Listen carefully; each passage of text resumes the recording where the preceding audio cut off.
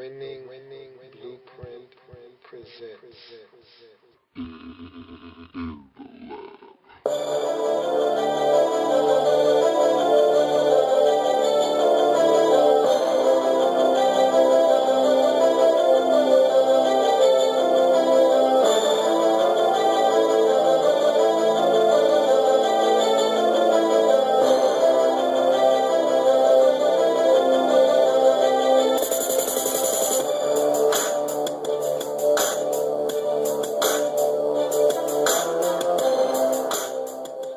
In the Lab Room.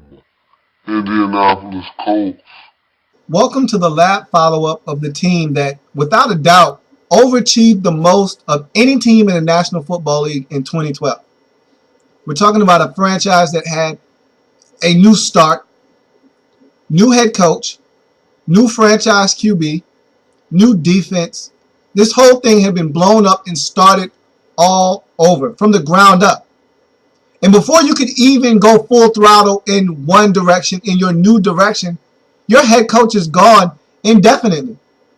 And now you're left with no paddle, yet you need to go upstream. Still, the team in question was able to win 11 games, make it to the postseason after having a 2-14 record the season just before, and really make this future look much brighter than it did just a season ago.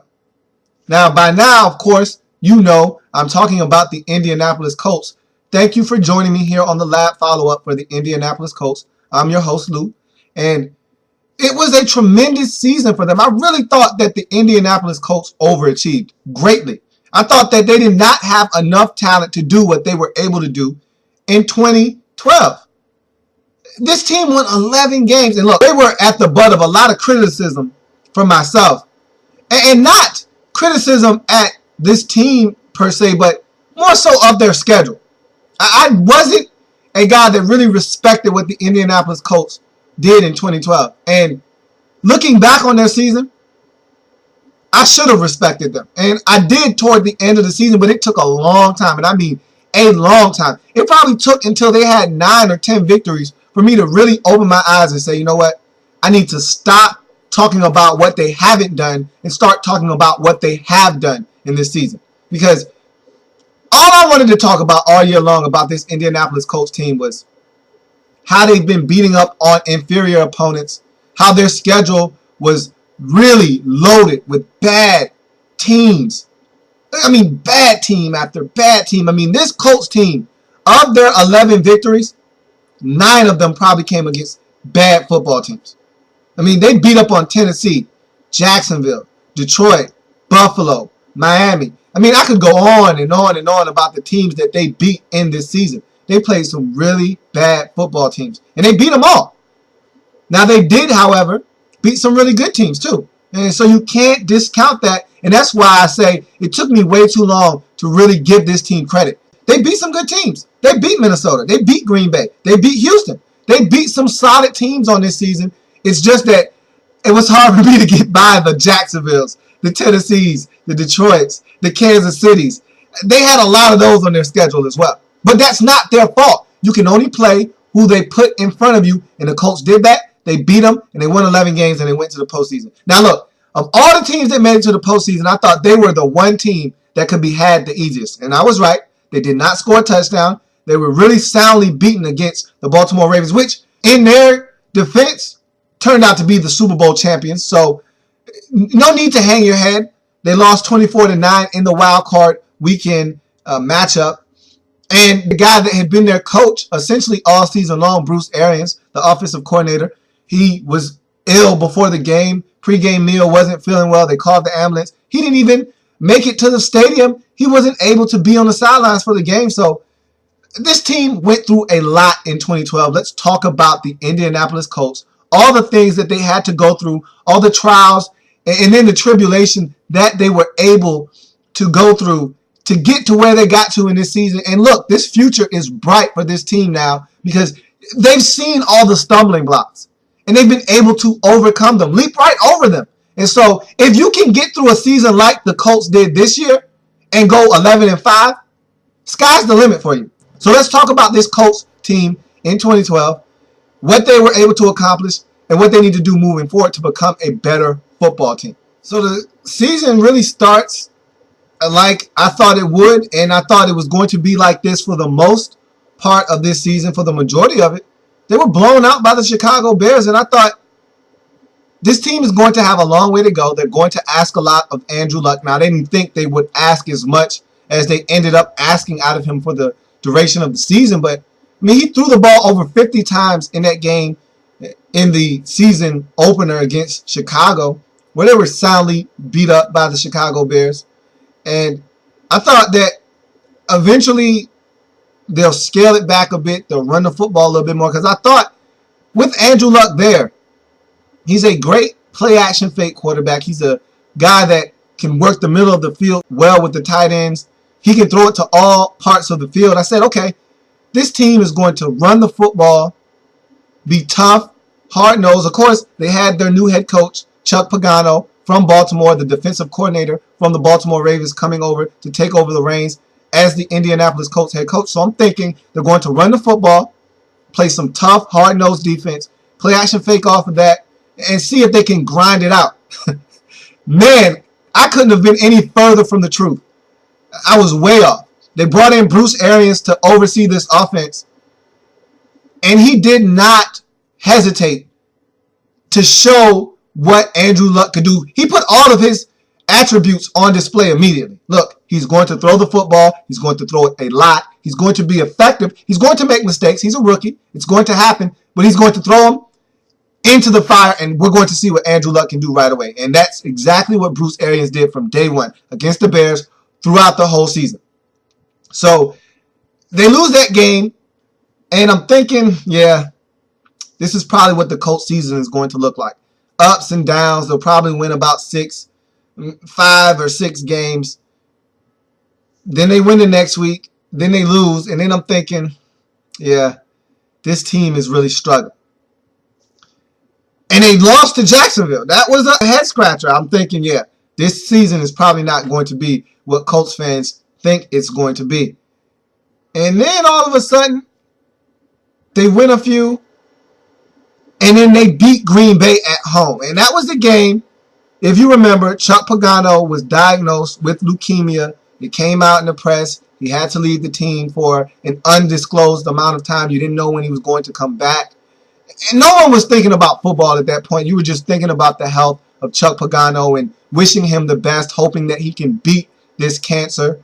And so they came out with the Chuck Strong campaign, and everyone kind of took to it. And they got down immediately to the Packers. At one point, it was, I want to say, 24-3 in that football game, 21-3, something of that nature. And it looked like they were going to be blown out. And then they just rallied. They just rallied around Chuck Pagano, the Chuck Strong campaign, around Bruce Arians. And they played for one another. And you could see something special building after that football game. They were able to rally, come from behind. Reggie Wayne in those hideous orange gloves. But I tell you what, those gloves were a sign of things to come. Of course, orange being the color for, beating cancer. And so he wore that out of respect and a tribute to Chuck Pagano. And he went out and played a whale of a game. I would venture to say that that was Reggie Wayne's probably greatest performance of his career.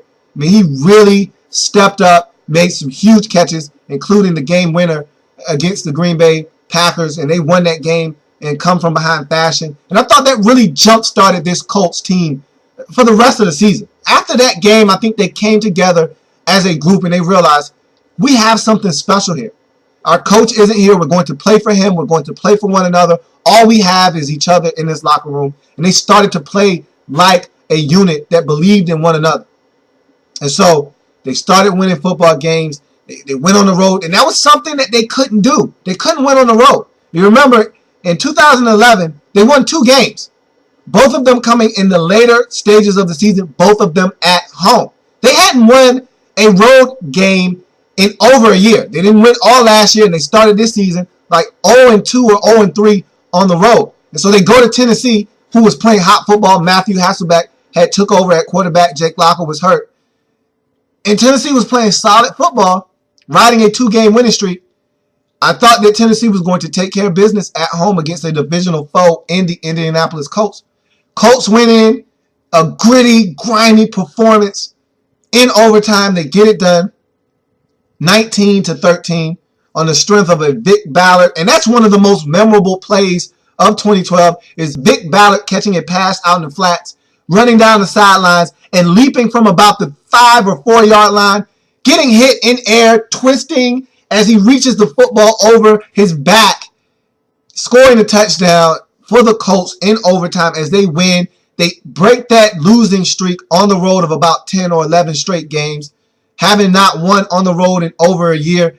That was the game I thought that really gave this team the hope that, hey, we can do this. It's one thing to beat the Packers at home, which is a really good team, probably one of the better teams you'll see all season. But that's at home.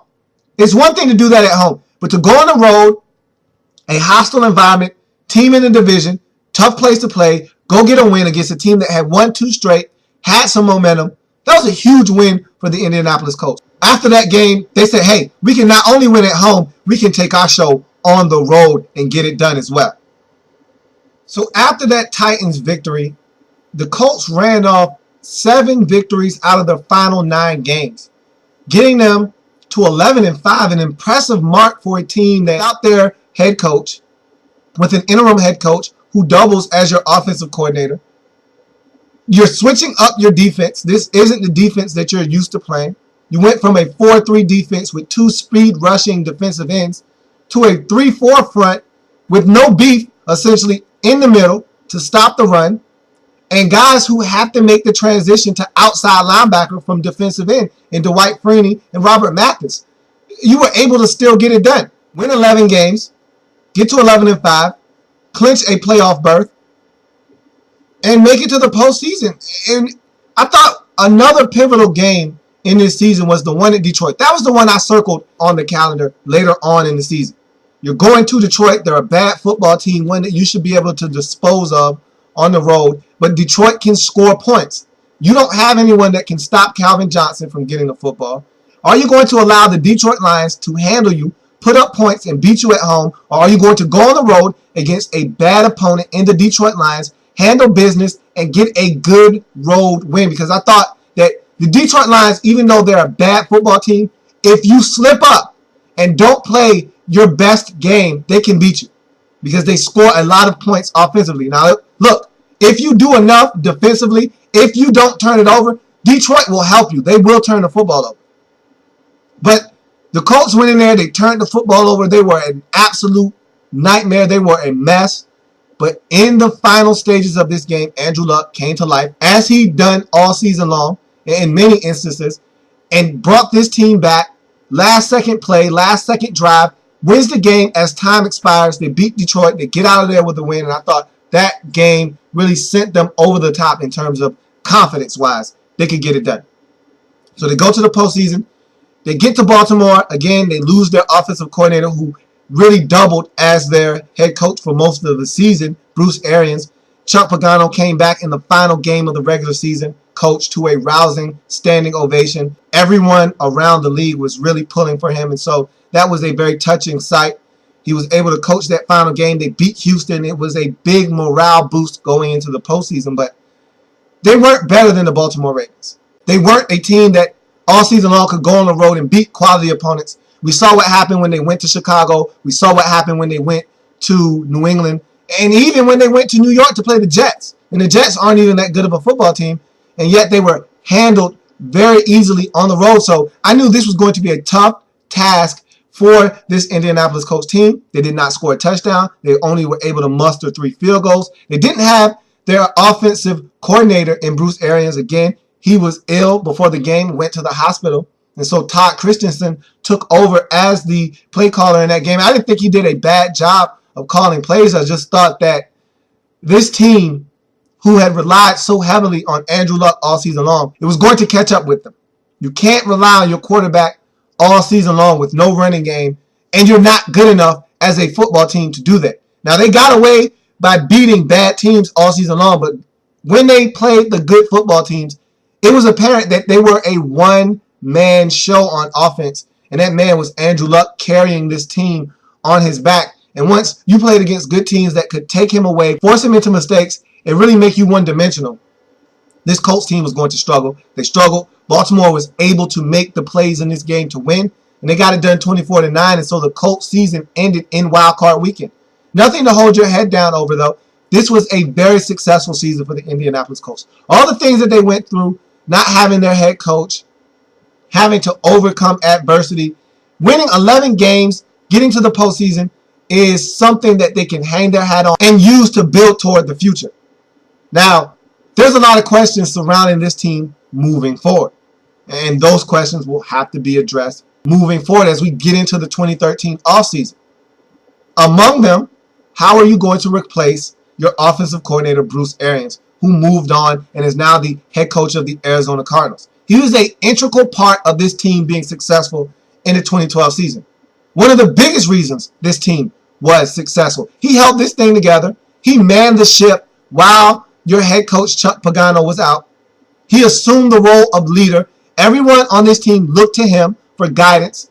And not only did he hold it down as the interim head coach of this team, but he was a heck of a play caller for the offense. Now, I thought he put a lot of strain on Andrew Luck, but that's what they drafted him for, to be a franchise QB, to lead this team, to be the one that they look to when they need a play to be made.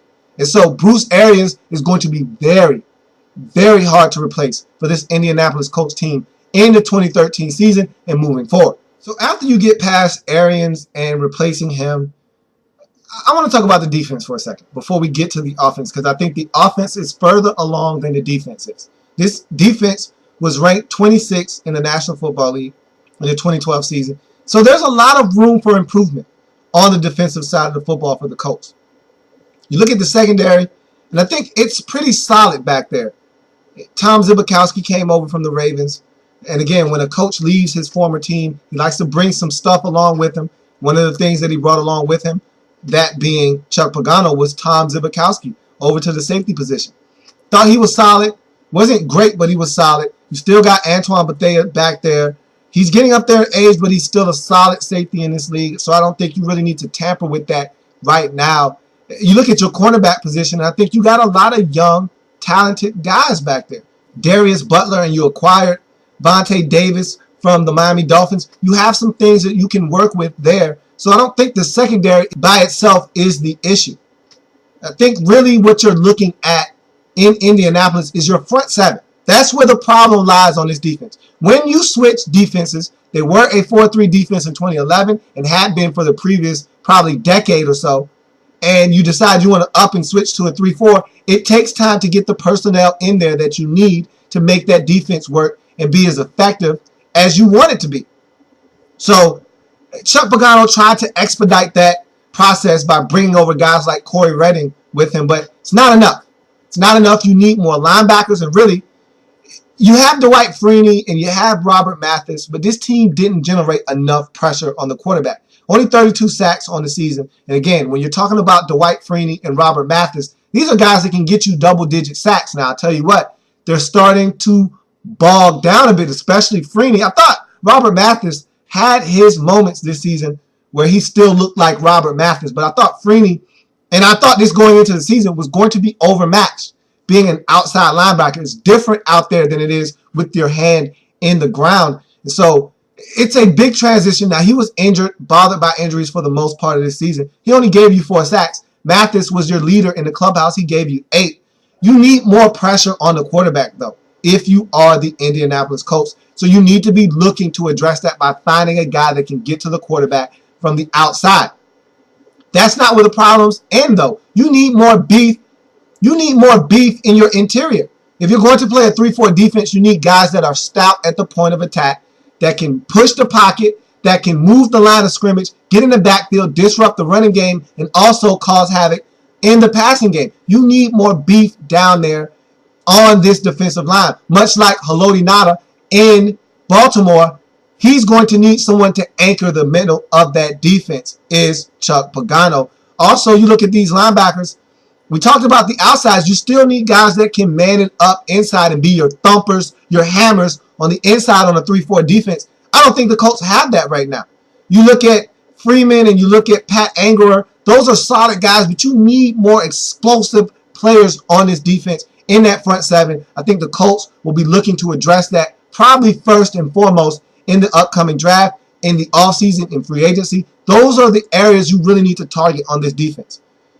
You were only able to force 6 fumbles. You were only able to grab 12 interceptions. That's why, and that's a huge part of why, that's not the only reason. We'll talk about the other half of this equation, but that's part of the reason why you were minus 12 in the turnover ratio department. Normally, a negative 12 in the turnover ratio gets you a 7-9, a 6-10, a 5-11 mark. Luckily enough for the Colts, they played enough bad football teams, and they were able to overcome some deficits during the season to win football games that they would have otherwise lost. And they were able to overcome that number, but that's a terrible number. You can't go negative 12 in the turnover ratio and think that you're going to win a lot of football games. They were able to get away with it in 2012. That's not a habit you want to carry into 2013, however. If they want to be a team that's consistently winning football games, they're going to have to generate more turnovers on the defensive side of football, and they're going to have to take care of the ball better, which leads me to the offensive side of the football. This team was very efficient. Efficient isn't the right word because they weren't an efficient offense were the Indianapolis Colts. They were a persistent offense, which got them the 10th overall ranking in the National Football League on offense. Now, the reason why efficient isn't a good usage or choice of a word to describe this Indianapolis Colts offense is because they were anything but efficient offensively. You look at Andrew Luck's numbers, he carried this football team. There's no mistake about it. Offensively, he carried this team. This team is not an 11-win team without him. This team isn't a postseason contender or a postseason team without him. This team isn't even a blip on the radar screen without Andrew Luck. Let's get that straight first and foremost. But he still had a rough rookie season until the latter half when he turned it up. Early on, he was making way too many mistakes. He was part of the reason this team was negative 12 in the turnover differential.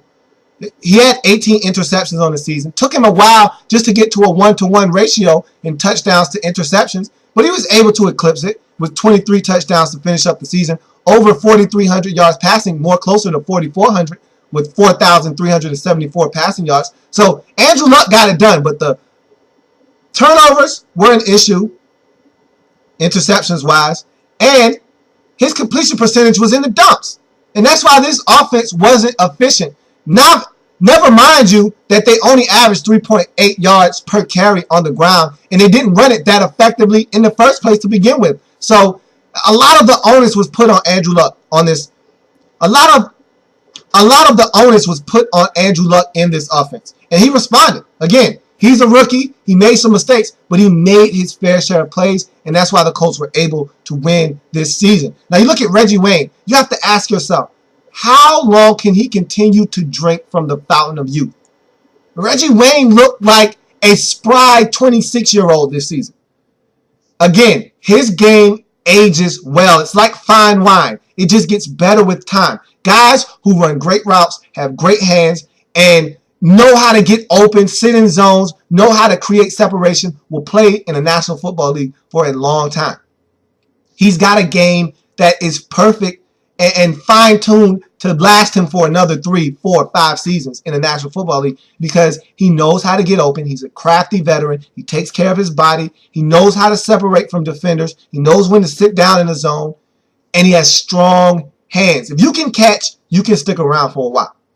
And so even if it's in traffic, he can come down with it. He did it many times for Andrew Luck this season. He was Andrew Luck's safety blanket, and Andrew Luck relied on Reggie Wayne. When all else failed, he just threw it to Reggie Wayne. And Reggie, 7 times out of 10, came down with the football, which is indicative by these numbers. 106 catches for well over 1,300 yards, 1,355 to be exact. Those are numbers that are put up by 27-year-olds, 28-year-olds, 25-year-olds, not 32, 33, 34-year-olds. Reggie Wayne is defying the odds right now. How long can he continue to do that? Those are all pro-type numbers. Reggie Wayne did it all for this offense. And so you have to hope that he can continue on that pace. You got production out of other guys, T.Y. Hilton, and you got production out of guys like Donnie Avery. So there are other guys that can alleviate some of that pressure. And look, I'll be the first to admit, I thought that this offensive unit was garbage. When the season started, who's T.Y. Hilton? What are you going to get out of Donnie Avery? He's a journeyman receiver. This offense is going to be predicated off of Reggie Wayne and 2 tight ends, that being Dwayne Allen and Kobe Fleener. But I was wrong. T.Y. Hilton stepped up. He made some big plays in his offense. So did Donnie Avery. You never knew when a guy like Brazil was going to show up. The tight ends were great for this team as well. The backs out of the backfield caught the football tremendously well. You just got a lot of production from a number of guys. And so I was wrong about this offense. This offense has the potential to be explosive. And I tell you what, though, Andrew Luck makes these guys a lot better. I don't know if T.Y. Hilton is any good on the Oakland Raiders. I don't know if Donnie Avery shines on the Jacksonville Jaguars. I don't know if T.Y. Hilton is any good on the Baltimore Ravens. But in the Indianapolis Colts locker room, for this offense, T.Y. Hilton is exactly what they need. And Andrew Luck knows how to utilize it. And that's the mark of a good quarterback, making guys around you better. Donnie Avery was a nobody on the NFL landscape until he got on this team with Andrew Luck. Now Donnie Avery looks like a bona fide option in this offense. He looks like a bona fide option in this league. He looks like a guy that could justify his second-round choice when he was drafted by the St. Louis Rams. So that's what a good franchise quarterback can do for you. So looking at the Colts moving forward in the offseason, in the draft, you need to address a few areas. You could tighten up that offensive line. Yes, you can. There's a lot of mixed match parts on this offensive line. You can't survive with Winston Justice and guys like that out there on the field. You need to continue to build this line and protect your franchise investment in Andrew Luck. So you need more pieces on this offensive line. This was a patchwork line at best. Andrew Luck was running for his life at times. They need to be better along that offensive line. So you could use some more girth on that offensive line. You could probably use a real true threat out of the backfield. But if you're going to continue on the path that you're on offensively, and what I mean by that is asking Andrew Luck to chuck it 45, 47, 52 times a game, then you don't need to waste any money, any resources on a running back of any note because you're not going to utilize him to his full potential. If you're going to ask Andrew Luck to chuck it 47 times a game, no need to even waste your time or resources on a running back. But if you're going to be serious about actually putting a competent running game on the field, then you need to invest in a number one running back. All the guys you have are nice pieces, nice cogs in the machine, but you don't have a true number one running back. You need to get a guy that can be a game changer, a difference maker in that backfield. That would help a lot. You look at the defense. We talked about the defense. I think that you got to get some help in that front seven. I think if you don't spend any time or energy in that back half in the secondary, that's fine. I think you could go one more season without truly addressing some of the needs back there. I think you could get by with what you have. But you need to address the front seven. You need more linebackers in all positions. You need some rush guys. You need some girth. You need some strength. You need some durability, some toughness in the middle at the linebacker position. You need some beef up front on that line, guys that can collapse that pocket. Give Dwight Freeney and Robert Mathis the matchups that they need, those one-on-one looks, and run the twists and stunts to get them free coming after the quarterback. You need to be able to do that. You need more pieces in that front seven. You could use a defensive end, a defensive tackle, and about 2 or 3 linebackers. I don't care if you get them in free agency or the draft. You just need to address that this offseason if you can. And that'll do it for the Indianapolis Colts. Thank you for joining me here on the lab follow-up of the Indianapolis Colts. Stay tuned, as today it's a doubleheader. We'll be talking about the 25th team to select, as the Colts were 24th. We'll be talking about the 25th team to select in the draft, the Seattle Seahawks. Coming up next on the lab follow-up. Stay tuned. We'll be right back with the Seattle Seahawks on the lab follow-up. Indianapolis Colts.